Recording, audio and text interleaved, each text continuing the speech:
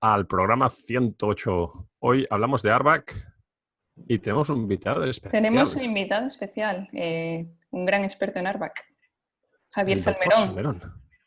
Hola a todos, encantado de estar aquí con vosotros. Si lo conocéis, porque habéis visto de películas tan famosas como ARBAC, webinar de la CNCF. Pero hoy está aquí para hacerlo en castellano y hablarnos un poquito de lo que es la seguridad en Kubernetes. Al menos el control de acceso.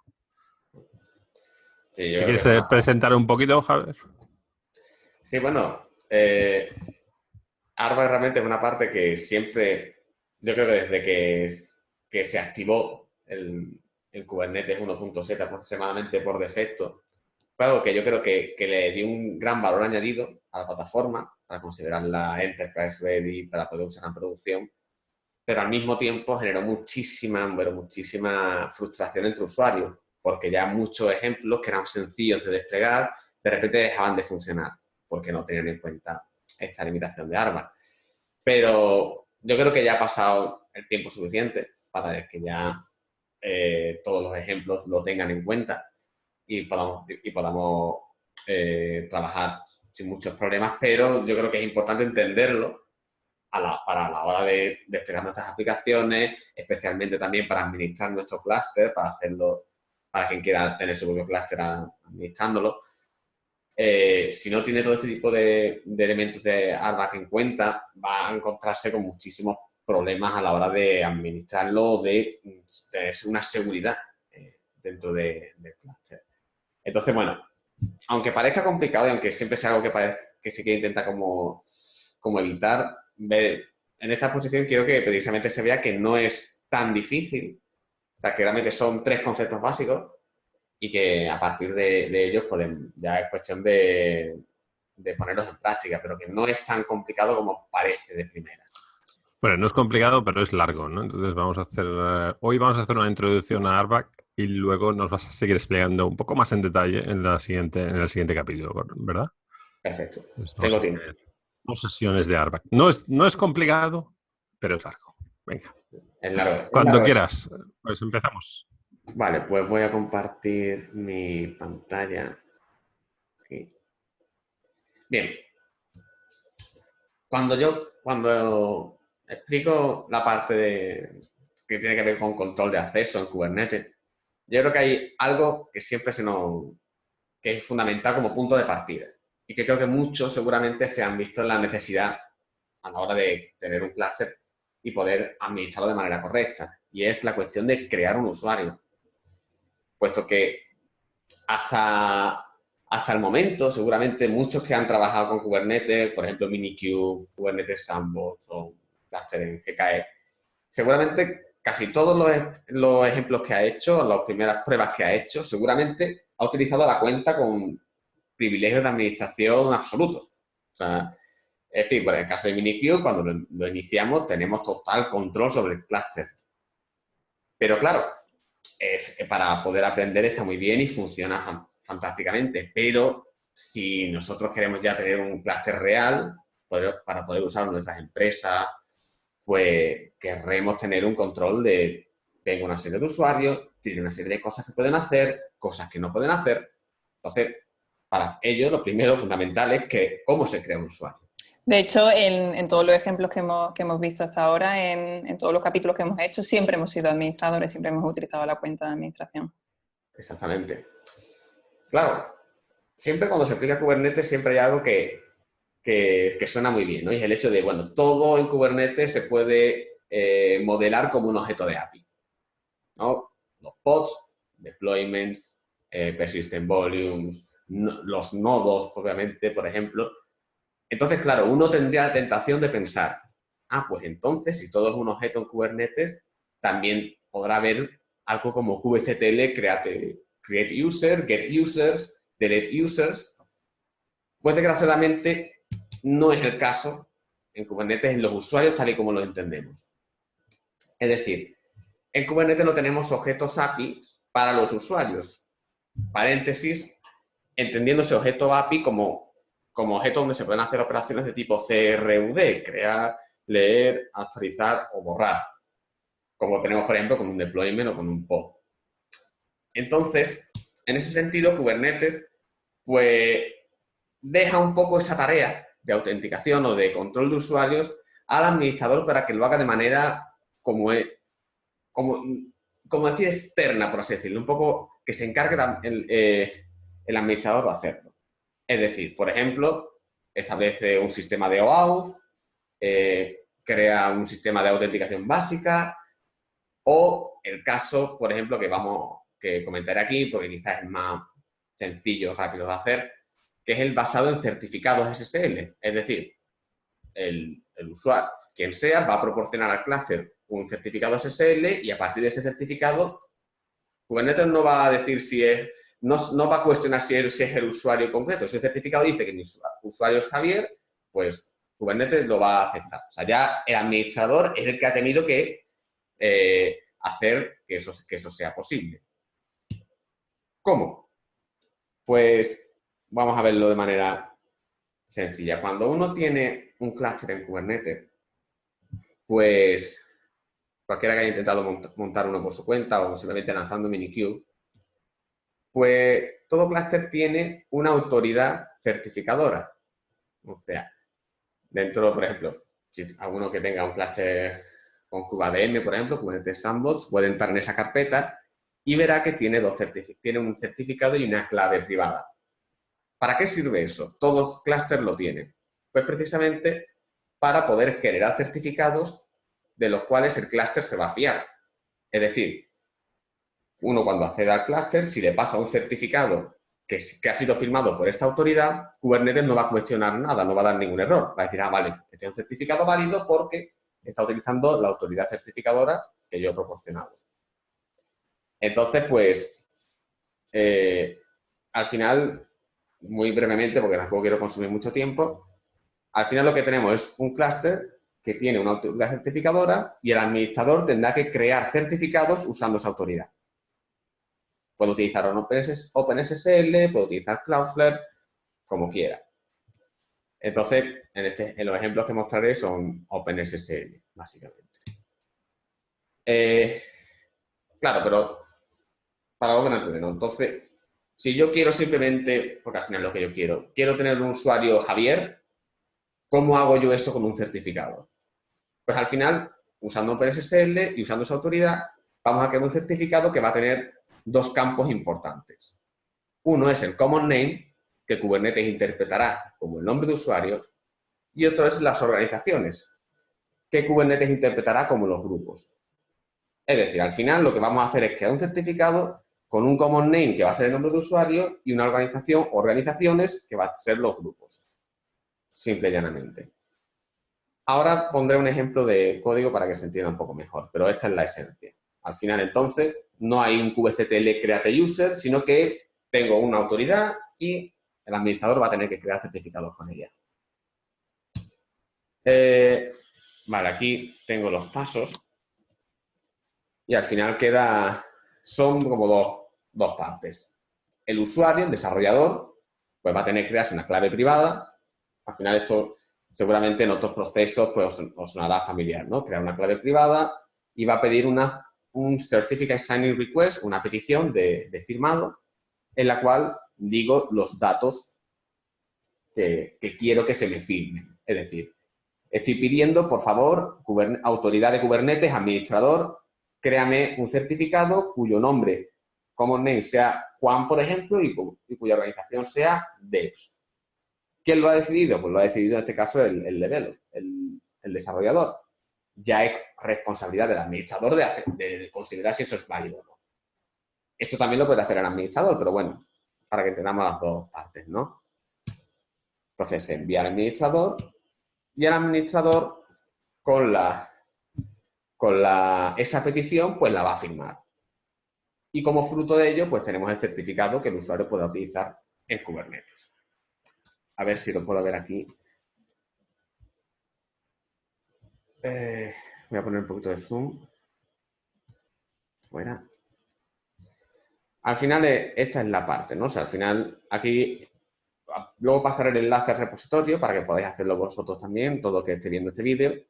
Pero al final, el proceso es ese. Simplemente creo una clave privada, creo una petición y ya el administrador pues firmará esa petición. En este caso, este ejemplo está hecho para que la misma persona sea desarrollador y administrador a la vez, es decir, que no haya que contar con una segunda persona. A ver si lo puedo ver aquí un momentito.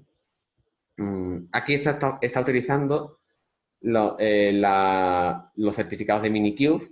Tengo un cluster de Minikube ahora mismo corriendo. Y ahí tendréis donde están localizados los certificados que necesitamos. A ver si puedo cargar un terminal y vemos. ¿Y esos certificados se crean cuando hacen Minikube Start? ¿Te crea los certificados? Sí, cuando hace Minikube Start crea las autoridades, exactamente. Y entonces, pues, y crea un certificado de administrador también. A ver si... Y ya ahora es cuestión del usuario. No, quiero el embebido, a ver si...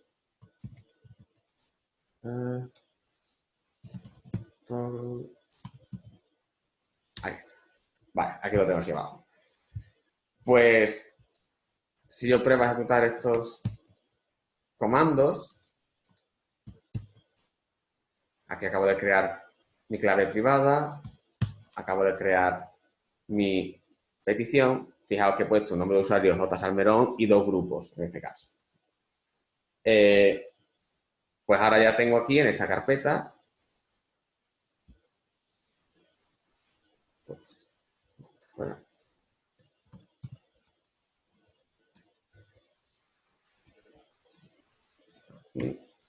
Tenemos aquí la clave privada y la petición en este caso. Bueno, esto tiene que venir de otra anterior. Aquí no, en TMP he creado el request. Y ahora aquí lo voy a firmar. Voy a borrar un momento uno anterior que ya tenía. Ahora ya cuando lo firmo, pues ya así en la carpeta tengo mi clave privada y mi certificado. De manera que si lo quiero leer con nombre SSL, voy a subir esto. Vemos aquí una gran cantidad de datos, pero la parte fundamental son estas dos partes. Primero, este certificado, ¿quién lo ha firmado? Minikube, la autoridad certificadora de Minikube. Por lo tanto, cuando yo quiera acceder a Minikube después, me lo va a aceptar. Va a decir, vale, este certificado es fiable porque lo ha firmado la autoridad de Minikube. Y aquí tengo los datos que va a leer Kubernetes, el nombre de usuario y los grupos a los que pertenece. Realmente después de lo demás no hay tanto que nos interese ahora mismo para esta parte. Bueno, y esto cuando te conectes, te va a identificar como el usuario Salmerón, pero ese usuario existe o no existe, no se sabe de momento. Exactamente, da igual. O sea, Kubernetes simplemente, ya digo, que no tiene un control interno para decir cuál es la lista de usuarios. Simplemente lee ese certificado que ha sido firmado por autoridad de Kubernetes. Por lo tanto, se fía. De ahí que quede, que digamos que Kubernetes, entre comillas, se lava las manos en ese sentido. Es responsabilidad absoluta del administrador de ver qué crea, qué firma. Y después, de hecho, eso también genera a veces, en el caso de certificado, incluso conflictos. De, bueno, ¿qué pasa si ahora un usuario ya no lo quiero? ¿Cómo revoco esa autoridad, ese certificado, para que no pueda seguir accediendo? De hecho, hay ISOs abiertos en Kubernetes para poder tratar esos casos, ¿no? Hay otros que recomiendan, por ejemplo, utilizar OAuth directamente en vez de utilizar certificados. Es otra manera. Claro, si no, aquí te tienes que cargar la Certificate Authority, ¿no? Para hacer un revoke de la llave de Certificate Authority para quitar a un usuario, ¿no? Exactamente. Pero bueno, ahora mismo esto te identifica como usuario y tenemos que ver qué acceso tienes, ¿no? Me imagino que ahora, si no has configurado nada, aunque te llames Salmerón, sigues siendo un usuario sin privilegios, ¿no? Ahora lo veremos. Vamos a poco. Lo siguiente es, ya tengo un certificado firmado por Kubernetes que me dice que puedo acceder que teóricamente Kubernetes va a aceptar. Pero ahora bien, ¿cómo configuro yo mi cliente de Kubernetes, kubectl, para utilizar ese certificado? En ese sentido, pues nos encontramos con otra parte que casi siempre se hace automáticamente. Cuando configuras GKE se hace automáticamente, cuando estás con Minikube se hace automáticamente, pero es una parte fundamental a la hora de configurar el cliente. que es lo que se conoce como el contexto. Cuando nosotros hacemos kubectl config, que es la parte más perdida, pues tenemos aquí, habla de clúster, de contextos, de credenciales. Al final, lo que hay que definir es un contexto. Que un contexto no es un par clúster credencial. Es decir, con un contexto estamos diciendo voy a acceder a un clúster en concreto con unas credenciales en concreto. ¿Cómo se hace eso? Pues prácticamente primero definiendo, por un lado, a qué clúster nos vamos a conectar y por otro lado, qué usuario vamos a utilizar. Entonces, en el caso de Minikube, cuando tú haces Minikube Start, ya te configura aquí un clúster para poder acceder, que es Minikube. Entonces, en ese sentido, no haría falta configurar el clúster porque ya lo tenemos en nuestro cliente. Si quisiéramos hacerlo, pues aquí hay un comando que es kubectl config set cluster y aquí tenemos que establecer varias cosas. El servidor, donde se encuentra el API server, no sé si se ha comentado en otras sesiones o si no sería interesante hacer uno de los componentes de Kubernetes también. Sí, lo tocamos básicamente, pero creo que sí entraremos en más detalle en los componentes. Pero... Pues bueno, hay que indicar dónde está el servidor API de ese clúster y después hay que indicar cuál es la clave pública de la autoridad que firma Kubernetes. Entonces, con este comando crearíamos esta entrada que hay aquí de Minikube. ¿Qué nos falta? En un contexto hemos dicho que es clúster credencial, nos falta establecer la credencial. ¿Cómo se establece? Pues con el comando kubectl config set credentials y ahora lo que tenemos que indicar es precisamente pues ese par clave certificado que hemos creado antes, puesto que es la credencial, simplemente. Entonces, le ponemos un nombre identificativo, pero después decimos, estos son los certificados que tenemos. Entonces, si yo hago esto, me crea un usuario, una credencial, por así decirlo, una credencial con la que configurar mi cliente. De manera que si yo hago ahora kubectl config get credentials,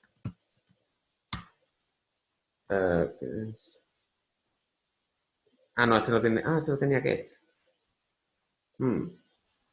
Es verdad, este por alguna razón no tiene get. Pero bueno, si entro en mi... Creo que es aquí, en kubeconfig, que a fin de cuentas el archivo de configuración de Kubernetes, del cliente de Kubernetes, tiene que estar por aquí. Tengo una barbaridad. A ver si lo podemos ver bien y si no, pues... A ver. Madre mía. Se me ha quedado sin... Al de un crepe. Sí, o bueno, da igual. Mira, aquí tenemos otro ejemplo. Creo que se me ha quedado colgado el Visual Studio. Bueno, aquí podemos ver en la configuración, vemos aquí un nombre identificativo y vemos aquí los datos de los certificados que se puede poner o referencia a un archivo o directamente embebido en la configuración. Hay quien por facilidad lo siguiente lo pone, le da embebido. Aquí está efectivamente que se me va a cerrar la ventana. Relanzo otra vez. Eso, la cantidad de credenciales que tienes que te has cargado directamente de Visual Studio. O sea... que me he cargado el... Bueno. En fin, no hay memoria suficiente para... No hay memoria suficiente para... No hay memoria suficiente. Pues, bien. Una vez que ya tengo la credencial y el clúster, lo único que nos queda es establecer el contexto, que se es asociar clúster con credencial. Que es con el comando kubectl config set context. Aquí establezco el clúster. Vamos a crear un contexto llamado así, en el cual utilizo este clúster y estas credenciales de usuario. No me gusta la expresión user, sinceramente, porque puede generar confusión. Simplemente es credenciales. Yo lo llamaría credenciales. Entonces, ahora, si yo hago kubectl config y hago get context, van a salir aquí unos cuantos. Pero lo que me resulta interesante es este de aquí. Estos dos de aquí. Aquí. Fijaos que ahora, para el cluster Minikube, tengo dos opciones para poder acceder, dos contextos. Una es utilizando la cuenta de administrador de Minikube, que es la que estamos usando ahora mismo, de ahí la estrellita. Y la otra es utilizando esta cuenta de J. Salmero. Entonces, yo ahora mismo, si hago substituir getPods, puedo acceder sin problema. Y ahora a ver qué ocurre cuando, voy a ponerlo aquí, así, cuando cambio el contexto con el kubectl config use context. Cuando yo cambio, ahora en el clúster voy a acceder con este nuevo certificado. ¿Y qué es lo que ocurre? Pues, para empezar, algo interesante. Para empezar, fijaos que efectivamente me ha detectado que soy el usuario J. Salmerón.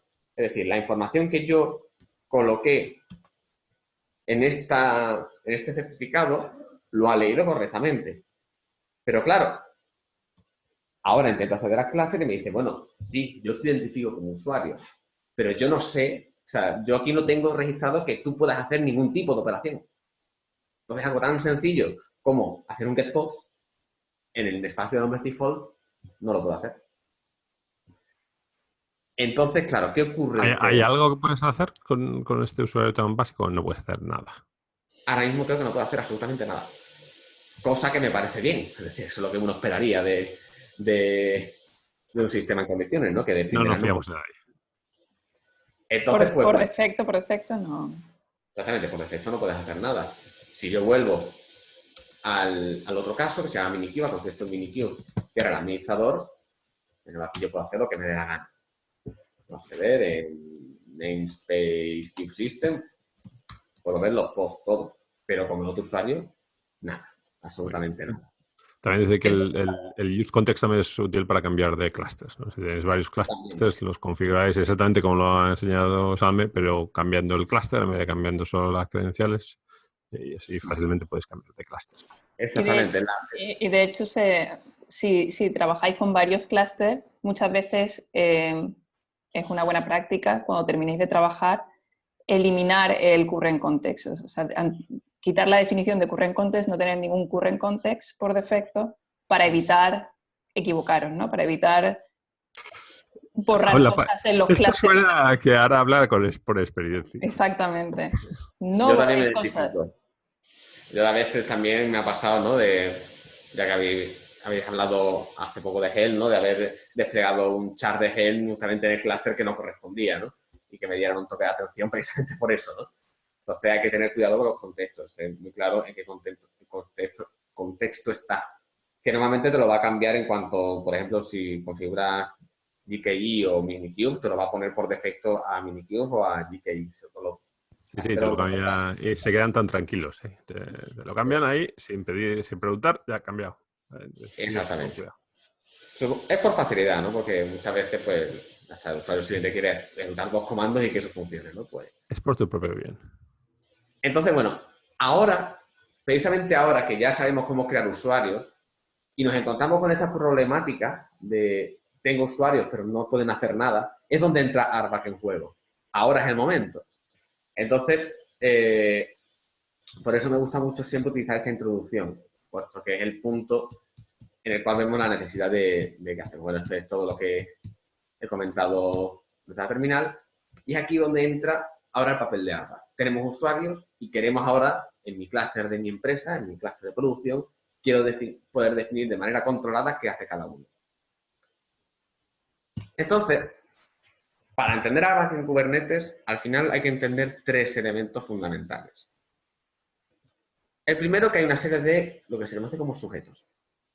Es decir, como hemos creado antes, ¿no? Por ejemplo, humanos, personas, desarrolladores, administradores, que quieren poder acceder a la API de Kubernetes. También hay otros ejemplos como procesos del sistema operativo, procesos centros de pods, que después ya veremos un poquito más a fondo después. Pero digamos que hay una serie de entidades que necesitan acceder a la API. Yo creo que se puede entender como sujeto como el que necesita acceder a la API. Después tenemos ya cualquiera que haya trabajado en Kubernetes o, bueno, también que haya estado aquí viendo también las sesiones anteriores, estará familiarizado con los objetos API de Kubernetes. Los codos, config mask, service, deployment, secretos, persistent volumes, etcétera, etcétera, etcétera. Entonces tenemos usuarios que quieren acceder al API y tenemos recursos. Y por último tenemos lo que se conoce como verbos. A mí me gusta más decir la palabra operaciones, pero la palabra oficial es verbos, que es, precisamente define eso, una operación sobre una serie de recursos. Dicho de otra manera, un usuario puede querer hacer una operación GET sobre un pod. Es decir, un usuario quiere acceder a la API para realizar una serie de operaciones o verbos sobre una serie de recursos de API de Kubernetes. Entonces, teniendo esos tres elementos, lo único que hace Arba simplemente es conectar los tres. Una vez que tenemos los tres conectados, tenemos ya Arba funcionando. Es decir, en el caso del usuario JSandBeron que hemos creado, pues yo podré decir, vale, yo como usuario JSandBeron puedo listar y ver los pods en un espacio de nombres en concreto, por ejemplo. Y también puedo crear deployments o servicios, por ejemplo. Entonces, claro, si entendemos que lo que queremos es conectar esos tres elementos, entonces los elementos API de Kubernetes de Arba se entienden de manera muy sencilla. Es decir, si el primer elemento son los roles, los roles, ¿qué es lo que hacen? Lo que van a hacer simplemente es conectar recursos de API con operaciones, con verbos, dentro de un espacio de nombre, dentro de un namespace. Es decir, por ejemplo, puedo querer conectar pod con las operaciones list y get. Ahora después sé que hay algunas que se entienden fácilmente, pero a lo mejor otras no se quedan tan claros. List, patch, watch. Luego las veremos un poquito más en detalle. Pero, por ejemplo, yo quiero decir, vale, yo quiero conectar las operaciones list y get con pod. Pues, utilizando roles, hacemos esa conexión. De manera que puedo crear un rol llamado pod access, que lo que permite es hacer operaciones de list y get sobre pods. Que quiero algo, por ejemplo, algo más que pueda hacer de todo, sobre todo, en todos los elementos dentro de un espacio de nombre, pues se puede crear otro rol que lo conecte todo con todo, por ejemplo. Simplemente eso, es de conectar esos dos elementos. Me repito mucho, pero al final es que es la clave para entenderlo. Entonces, bueno, entendiendo los roles, ¿cuál es el YAML, ¿no? Pues bueno, como siempre, que no falte, ¿no? Siempre tenemos los clásicos de kind, API version, metadata y el cuerpo, ¿no? Que normalmente se conoce como spec, en el caso de Arba, en el de roles es reglas, rules. Entonces, bueno, si lo que hemos dicho es, a fin de cuentas, que queremos conectar recursos con operaciones, pues al final lo que vamos a poner en el YAML es qué recursos y qué operaciones. En el caso de la parte de recursos, pues uno tiene que especificar dos cosas. El nombre y el grupo de API al que pertenece, puesto que sabemos que, ya hemos dicho, Kubernetes son todos objetos API, pero esos objetos API pueden pertenecer a grupos diferentes. Entonces, ¿cómo sé yo si quiero conectar un deployment, por ejemplo, quiero indicar el deployment, ¿cómo yo sé qué grupo pertenece? Pues al final uno lo mira en la API reference de Kubernetes y mira el grupo, ¿no? Aquí tenemos pod. ¿Y cuál es el grupo? Core. Deployment, ¿cuál es el grupo? Apps. Entonces, si yo quiero, por ejemplo, en el otro caso, ¿no? De get y list pods, pues yo tendría que poner simplemente recurso pod del grupo core. Y aquí es donde viene la pequeña excepción. Puesto que en el caso de que el grupo sea core, uno creería que poniendo core aquí es lo que habría que poner. En el caso de core se pone la cadena vacía. Es el único caso. Si nosotros quisiéramos poner deployments, pondremos aquí apps. Pero bueno, es el único ejemplo que hay que tener cuidado. Si no, no funcionará. Entonces, vale, tengo aquí puestos los recursos. Que también es un poco dentro del YAML de eso, ¿no? Es el kind y el API version, ¿no? Te da un poco también eso. El grupo Exactamente, sí. Es al final eso. Y ya por último, las operaciones, los verbos. Entonces, fijaos que no tiene más. Especifica un grupo de recursos y un grupo de verbos, operaciones. Pero aquí no estaríamos todavía dándole permisos a nadie, ¿no? Simplemente estaríamos haciendo definiciones que luego a lo mejor que se podrán reutilizar. Exactamente. O sea, aquí todavía hasta que no conectemos los tres elementos no va a ocurrir. Simplemente hemos definido exactamente, hemos hecho una definición que puede ser reutilizable en este Creo caso. que por el tipo de YAML que estás viendo aquí, también las reglas, puedes tener varias reglas dentro del mismo rol, ¿no? O sea, que un rol puede tener varias reglas. Exactamente, sí. Es un array y se pueden poner varias reglas, exactamente. O sea, de hecho, cualquiera que haya hecho un deployment de un Helm chart, o seguramente es el que se haya metido a intentar hacer su propio cluster y a hacer un deployment de un overlay de red, habrá visto roles kilométricos con un conjunto de reglas enorme, ¿no? Entonces, eso es muy típico, sí. Pero bueno, para este ejemplo nos vale este ejemplito pequeño. ¿Y cómo sería para el otro caso? El de todo con todo. Pues se puede utilizar el asterisco, un wildcard, y hasta ahí. Dentro del espacio de nombres, test, pues está todo conectado, ¿no? O sea, todos los recursos de todas las API groups y puede hacer todo tipo de verbos. Claro, Y así, entonces esto es solo específico para un namespace, ¿no? O sea, solo exactamente. es acceso a eso. Eso es. Y vale, ya tenemos entonces conectado, hemos dicho recursos con operaciones. Nos falta el tercero. Nos faltan los usuarios o los sujetos. Entonces, como una vez que tenemos los roles, ahora hay otro objeto que es el role binding, que lo que va a hacer precisamente es conectar a una serie de usuarios una serie de roles. ¿Y que hemos dicho que son los roles? Recursos y operaciones. Entonces, por ejemplo, en el caso de pod access, ¿no? El de poder leer y hacer get de pods, pues, por ejemplo, yo querría decir que, bueno, que todos estos usuarios lo pueden hacer. Entonces, esa es una opción. U otra, por ejemplo, el que puede hacer todo con todo, ¿no? El de todo permiso de administrador, pues puedo decir, bueno, solo este usuario es el que quiero que lo haga. Entonces, ¿cómo puedo indicar un usuario o puedo indicar múltiples usuarios? Pues aquí es donde va a entrar en juego también el tema de usuario y de grupo que antes hemos definido en los certificados. Entonces, por ejemplo, podríamos decir, vale, pues en el caso de pod access, pues yo quiero que todos los del grupo dev, por ejemplo, puedan hacer uso de este conjunto de operaciones o de este conjunto de recursos. Y ahora solamente quiero que el usuario J. Salmerón solamente pues tenga permiso de administrador en ese espacio de nombres. Entonces, bueno, teniendo la idea de que ahora conectamos roles con sujetos, pues el YAML de nuevo se entiende bastante sencillo. Tenemos por un lado qué sujetos y por otro lado qué rol. Solo podemos conectar un rol por role binding. Entonces, ¿qué es lo que habría que especificar aparte de sujetos? Pues tenemos o indicar un usuario que con common name que hemos dicho, o podemos indicar un grupo. Y también podemos utilizar otro ejemplo que se verá un poco más adelante. Entonces, por ejemplo, si yo quiero que todos los del grupo dev puedan leer pods, pues me indicaré de esta manera, ¿no? Tipo grupo, devs y, bueno, perteneciendo a este grupo de API. El tipo grupo está en este API group. Que esta es una parte que genera cierta confusión, ¿no? Puesto que daría a entender como que existe un objeto API que es grupo. Y en parte lo existe, pero es lo que he dicho antes. Existe, pero no podemos hacer create, delete, update y read. Solamente podemos mencionarlo de esta manera, por ejemplo. Pero vamos, que esto al final yo no me preocuparé demasiado por la parte API group. Por último, hay que indicar qué rol.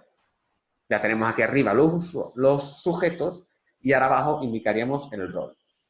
De manera que entonces el grupo dev tiene acceso al rol pod access. Y el rol pod access es hacer operaciones de tipo get y list sobre objetos de tipo pod. Es decir, ahora sí, con el role binding, ya sí tenemos conectados los tres elementos. De manera que entonces se hace efectivo una serie de permisos sobre un usuario en un clúster.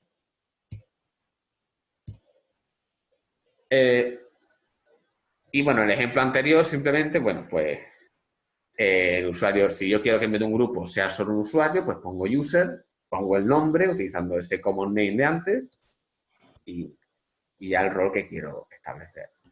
Entonces, si tengo un role binding de un usuario que me da acceso de lectura a pods y otro que me da acceso de creación, ¿Se añade y tengo lectura y creación o solo escoge uno? No, en principio se aplicaría. ¿Son aditivos? Son aditivos, exactamente. Entonces, bueno, ya tenemos el usuario de antes y ahora es el momento de poder, vamos a darle permiso a J. Salmerón, que ahora mismo el pobre no puede hacer nada, ¿no? Obviamente, ¿quién puede dar permisos de ARPA? Obviamente el administrador, como es normal, ¿no? Es decir, entonces tenemos que cambiar el contexto Minikube, que era el contexto del administrador. Vamos a crear un espacio de nombre. Puesto que Ahora te digo muy flojito, no sé si soy yo. No, yo también. No sé si... No sé qué has hecho con el micrófono, que ha bajado muy flojito de golpe. ¿Ahora mejor? Sí, mejor. Está aquí. Vale, perfecto. Perdón, bueno, decía que que ahora, que para poder hacer operaciones de habilitar o no permisos, ¿no? De role binding, de role-based access control, el que tiene permisos para hacer eso es el administrador, obviamente. El usuario J. Salmerón, al no poder hacer nada, tampoco puede darse permisos a sí mismo. Entonces, lo que hemos hecho es cambiar al usuario administrador y, como hemos dicho que todo esto se aplica a un espacio de nombres, pues primero vamos a crearlo. Vamos a crear un namespace llamado test y lo que voy a hacer es crear los objetos role y role binding. El YAML lo puedo mostrar, pero es el que mostraba hace un momento las transparencias, ¿no? Este es el que me da permiso de get y list sobre pods y este es el que te da permisos el role binding que conecta a los usuarios de tipo D, de grupo D, con el access role. De manera que cuando yo creo estas dos políticas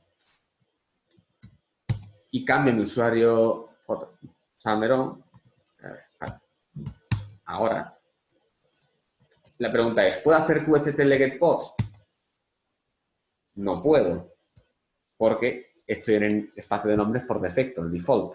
Sigo sin poder hacerlo. Sin embargo, si me voy al espacio de nombres test, ahí sí que puedo. Puedo crear, no puedo ver los objetos de tipo pod. ¿Significa que puedo ver, por ejemplo, deployments? No puedo. Solo puedo ver pods. Simplemente. ¿Puedo crear pods o deployment? No puedo. Todavía, lo único que puedo hacer es get pods. No puedo hacer más nada. Entonces, ¿puedes hacer describe pods, si hubiera alguno? Sí, podría hacer describe pods, puesto que eso es una operación de tipo get y entonces sí podría hacerlo. Pero no, poco más puedo hacer. De hecho, ahí tengo unos ejemplos para que quede un poco más claro sobre el tema de los verbos. Entonces, bueno, no puedo hacer gran cosa. Y si me cambio otra vez al administrador y ahora me doy el ejemplo me aplico el ejemplo de que podía hacer todo con todo, es decir, me doy que puedo hacer todo tipo de operaciones sobre todo tipo de recursos dentro del namespace test, que era el otro YAML de ejemplo. Pues ahora, si vuelvo a ser J. Salmerón y pruebo, por ejemplo, hacer un kubectl run, que es un deployment, ahora puedo hacerlo. Puedo ver pods. Puedo, por ejemplo, se están creando, puedo crear servicios y puedo ver los servicios. Fijaos que ahora de repente he pasado de no hacer nada o de solamente ver pods, ahora ya puedo hacer cualquier cosa dentro del namespace test. Fijaos que, por ejemplo, en el caso de default, sigo sin poder hacer nada, puesto que hemos dicho que el role y el role binding solo se aplica a un espacio de nombre, que era el caso de test. Punto. Entonces, esa es la primera parte que hay que entender de ARPA. Yo creo que aquí es un buen punto, puesto que hemos visto cómo entran en acción los recursos, los sujetos y las operaciones que puede hacer sobre ellos.